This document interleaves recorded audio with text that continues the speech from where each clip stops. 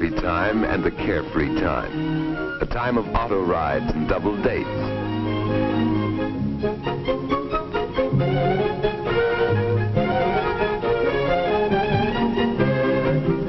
It's a time of fun, of pranks and jokes, of ice cream cones and chocolate sodas. Youth is a time for getting a job, for finding one's place in the world. But sometimes in these troubled days, the very thoughtlessness of youth has led to a living nightmare. Addiction to drugs, too often acquired with tragic carelessness, may take control of a life and force actions not dreamed of before. To these addicts, life's only work is to find money for drugs. In their desperation, no means is too foul. Their only goal in life is to keep the deadening chemicals forever in their heart's blood.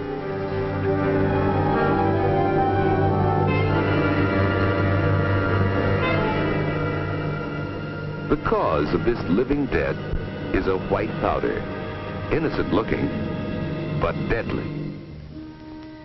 Once this was a poppy growing in Italy or Turkey or some other hot land. The dried juice of this plant produces opium, a powerful drug. Contained in opium is morphine, used by doctors to relieve severe pain. From morphine comes heroin, outlawed even medically from the United States. These and other derivatives form the group of drugs called opiates. Opiates are classed as depressants. An overdose causes unconsciousness, then death. A smaller dose, taken into the bloodstream, inhibits all the functions of the body by its action on the brain and the central nervous system. But the body gradually builds up a tolerance to the drug. More and more is needed to produce the same effects. After continued use, the body acquires a physical dependence on opiates, so that withdrawal of the drug causes a brief but violent illness until the body can make a readjustment. Another depressant is marijuana, derived from the hemp plant. It inhibits and distorts the action of the brain and nervous system in a manner somewhat different from opiates. A third drug, cocaine, is derived from the leaves of the coca plant. Its action is different from that of the depressants. When cocaine enters the body, it has a strong effect on body functions by acting as an irritant on the brain. Cocaine causes unusual and often unpredictable feelings and actions. Instead of physical dependence, marijuana and cocaine cause profound mental and emotional disturbances. A large overdose of cocaine causes convulsions, then death. Government agencies charged with the enforcement of narcotics laws have been able until recently to decrease steadily the number of addicts in the United States. These addicts have included persons in every walk of life. Some are petty criminals who will remain drug addicts all their lives. Many addicts come from teeming slum areas where human misery runs high. But the grim specters of heroin, marijuana, and cocaine are not confined to any area or to any group. Wherever there is a troubled personality, no matter how hidden or unrecognized, there may be a seedbed for drug addiction. So unpredictable is this habit that occasionally even one who knows the dangers may become addicted before he realizes it.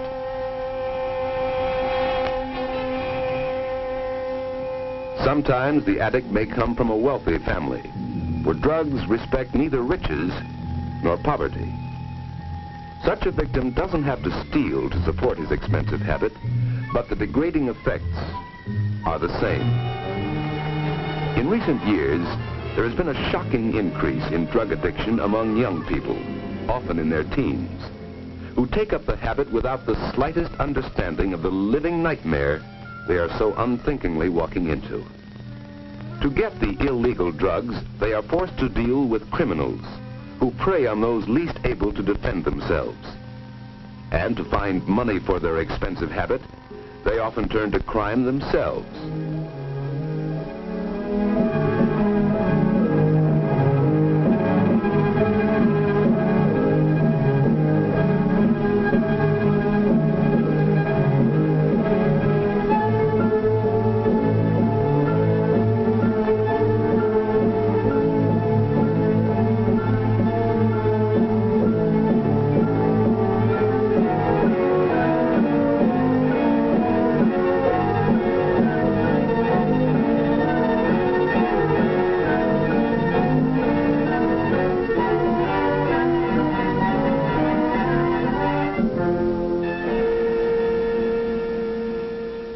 Down under his foot, and I found this envelope with 6 caps in it. Here's a chemical lab report on it. It's heroin. What do you have to say, Demelon? Let's see your arms.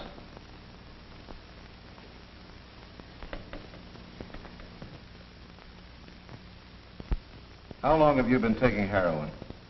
Well, Speak up. About 2 years, I guess. What about before then? Well, I smoked marijuana for a while. How long? 4 or 5 months, I guess. How did you get started on this? Well, I don't know. A friend of mine, well, he started me. Started by a friend. An oft-told story. For drug addiction is contagious. One addict can make 5. 5 can make 25. Marty's story is like many of the others. It started 2 years ago with marijuana cigarettes. Come on, it's my turn next. Gee, Duke, where'd you get him? I know a guy. 3 for $1. Let me try. Gee, I feel awful funny. Me too. I feel kind of sick. Come on, Marty, pass it on. Marty got kind of sick too, but he wouldn't let on. He was determined to be one of the gang if it killed him. And it almost did. Several weeks later, after smoking reefers, Marty's befogged brain hit on a clever way to open pop bottles.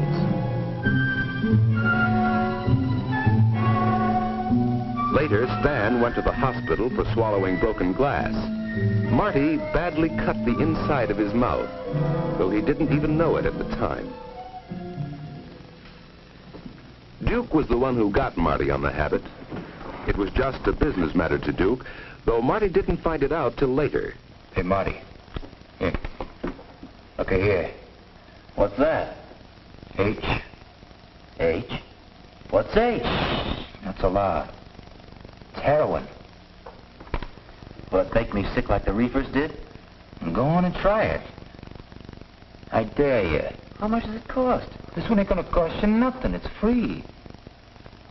Go on. I dare you. In his ignorance, Marty took that dare, little knowing the eventual horror that lay in the deadly white powder.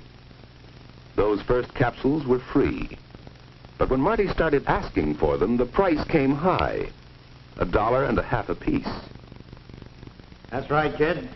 $15. This ought to hold me for a while. I hocked my camera to get this dough. Where's my cut? You don't get one. This kid's hooked. Go out and get some new kids if you want to cut. He's still snorting it. So what? Snorting or mainlining, what's the difference? He's hooked. Hey, look, I gotta have my cut. It's costing me more than ever now that I'm on speedballs. That cocaine comes high. That's your problem, kid. So, you're snorting it, huh? Yeah. Well, don't be a sucker. You're wasting it that way. Use a needle. Is that what you do, Louis? Listen, kid, I ain't on the stuff. Don't ever think I am. Yeah, sure. Like I'm doing it, see? Mainlining it. Don't it hurt? Yeah, sure, some. I guess that vein will give out someday. But the stuff costs too much to waste it. That's right, kid. You ought to go on the needle. Nah, I don't want to punch myself full of holes like that. But he did use the needle, despite his fear of it.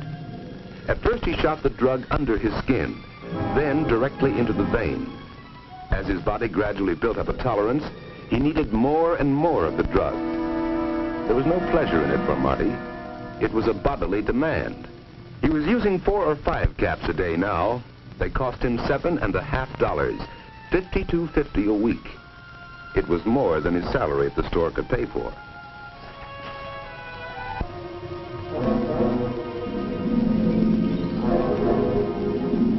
But he was wrong. Barston didn't prosecute, but Marty no longer had a job. Drugs were becoming Marty's whole life. He was abnormally sleepy, losing weight, cross, irritable, fearful that the puncture marks on his arms would be discovered. His former friends now let him strictly alone. But with a false sense of loyalty, they didn't report him to the authorities. They would have done him a favor if they had. The only associates left from Marty were other drug addicts like Duke. It didn't matter. Nothing mattered but the ever-present craving for the drugs. He had given up interest in everything else. Marty's family saw all of these symptoms and others too, but didn't understand them. Often in the morning, his pillow would be wet from perspiration. His mother knew something was wrong. Something. Marty, have you seen the pinking shears I bought last week? Can't seem to find them anywhere. How should I know, Mom? Marty, you don't seem right, son. I'm worried about you. I'm all right, Mom. Just leave me alone. There's something wrong. I'm going to take you down to Dr. Bleeker's this afternoon for a checkup. No. No, I'm all right. Well, you don't act like it, son. I don't know what it could be. Ever since you lost that job at Mr. Barston. I don't know. I'm all right, Mom. I'll snap out of it. I hope so. You've lost weight. You don't have dates. You don't go out with the fellas anymore like you used to. There's something wrong. I know there must be. Well, boys go through all kinds of stages. Dr. Bleeker can tell us if there's anything wrong. I hope it isn't anything serious. Marty! Marty! Marty was hooked, physically dependent on heroin. When he was without white powder too long, his whole body revolted in dreadful protest. Sweat poured from him. He got the shakes. He had cold chills. His nose ran and his eyes ran. He was doubled up by piercing cramps, plagued by sudden attacks of vomiting and of diarrhea. Nothing could stop these attacks but more of the white drug in his veins. All right, kid. Beat it. I don't want you hanging around here. Okay. Give me a chance. Hitting it tough, huh? None of your business. Okay. That's the way you feel about it? I was just trying to help you out, that's all. Yeah. You wouldn't help your mother out of a rat hole. How would you like to make a fast couple of bucks? Doing what? Oh, it's easy. Nothing to it. I could use some new customers. Customers? You mean suckers. I'll give you the same cut I gave Duke. What happened to him? Oh, he's brought in everybody he knows. I gotta branch out. Well, I could use the dough at that. Fine. Start him out on reefers. It's easier that way, and it's cheaper. Yeah, that's the way I started. You got him? Sure. For you, 2 bits apiece. Well, give me 2 for now. That's all the dough I got. Right now. So Marty went out to spread his contagion. And Louis, well, it was just business to him. The capsules of heroin, so necessary to Marty, were only so much stock to Louis. That stock had reached him through a series of well-organized underworld transactions. Some months back, smuggled ashore in a box of fresh-caught fish, were a number of small tubes of pure heroin, 1 kilogram in all, a little more than 2 pounds. Originally bought for $1,000, it was resold after being smuggled into this country for $7,000. It was mixed with a similar-looking white powder, milk sugar, and sold again for $30,000. These were big business transactions possible only by organized criminal syndicates. Many believe such syndicates, in a cold-blooded scheme to create a market for their drugs, are directly responsible for the sudden growth of drug addiction among young people. By the time Louis Legty got it, the heroin had been cut many times, passed through many hands. He cut it again and put it up in capsules. There was less than 3% heroin in those capsules. The underworld made more than $250,000 on the original $1,000 investment. Big stakes, worth taking a few chances for, especially when Pusher Louie would take the rap. But even Louie wasn't taking much of a chance. He had junkies, dope addicts, working for him, like Marty Demelon. Marty had to keep going somehow to bring in the daily flow of money necessary to keep his habit supplied with drugs. When there were no new customers for Louie, Marty worked at any job he could find. But the jobs didn't last long.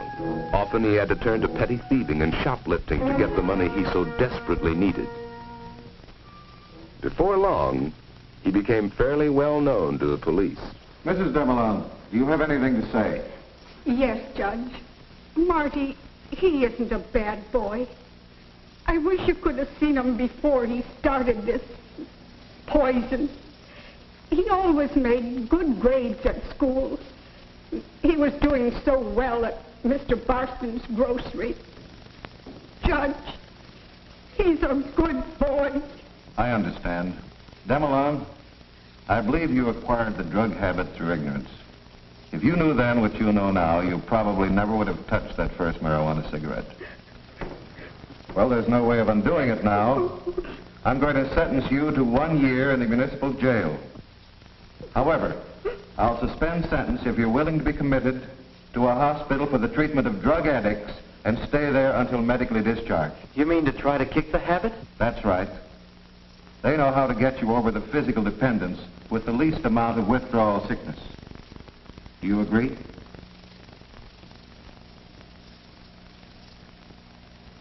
Yes, sir. All right, so ordered. Next case. For those already addicted to drugs, the first step in rehabilitation must be commitment to a hospital where they will be under medical guidance. For the addict willing to be committed or sent by the courts, there are federally operated hospitals. Adequate local hospitals would help to cope with this problem.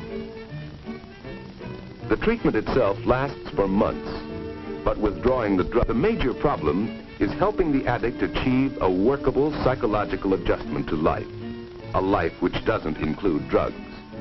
It's a difficult procedure. No hospital, no doctor can be sure of success in trying to change long-time attitudes.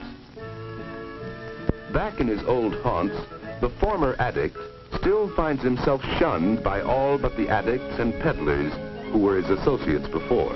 For effective treatment, there must be a long-term, community-wide program to help the former addict and his family make an adjustment. Beat it, Duke. I want no part of you. Don't be a square. What's it getting you? I don't know yet, Duke. I took plenty to kick the habit. It's my chance, and I'm taking it. Chance? You ain't got no chance. You're just a junkie to everybody around here. I know.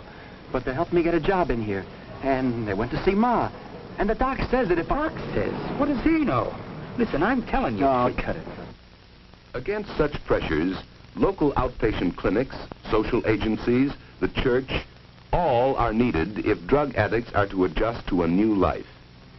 Without intensive effort by all community forces, very few drug addicts can ever expect to return to a normal, useful life in society.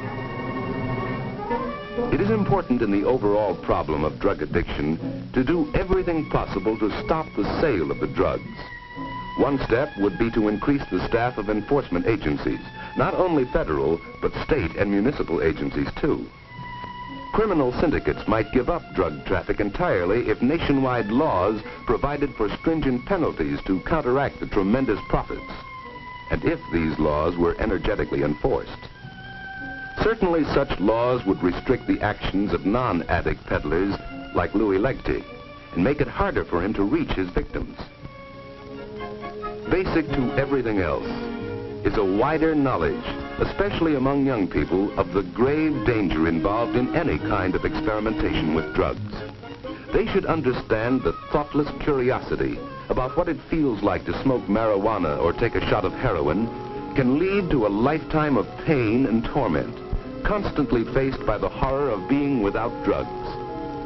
Much can be done to stamp out this vicious, if each person who knows of a drug peddler or a drug addict reports him to the authorities immediately as a deadly menace to himself and his friends.